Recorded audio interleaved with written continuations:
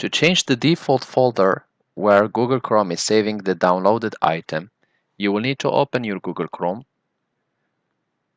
We will go to the settings. You click just on the three dots. We open the settings.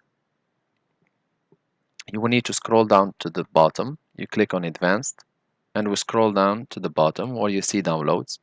And here we are going to click, when you see downloads, the file location, you just click on change and you locate exactly the file where you want your downloads to be saved. Let's say in documents, and you just click select folder, and once done the folder has changed. To go back to the downloads file, just reselect again and Google will save the downloaded or the future downloads to the file which you have selected. Close and reopen again your browser so that the settings are effective, and this should make the changes working.